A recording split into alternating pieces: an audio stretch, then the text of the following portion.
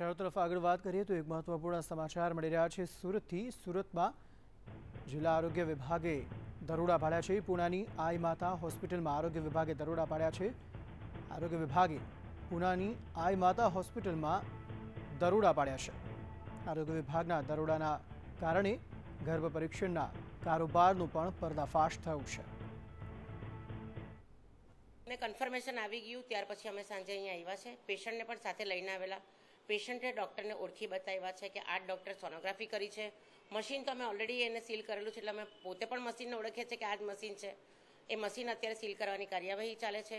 જે ફીઝ પેશન્ટે આપેલી તે પણ પેશન્ટે કઈ બતાવ્યું છે કે અમે આ બેનને ફીઝ આપેલી, અમારું નામ લખેલું, કોઈ પણ ફોર્મ ભર્યા નથી, કોઈ પણ માહિતી રાખી નથી અને ટોટલી ઇલીગલ કાર્યવાહી થઈ છે અને સેક્સ ડિટર્મિનેશન થયું છે।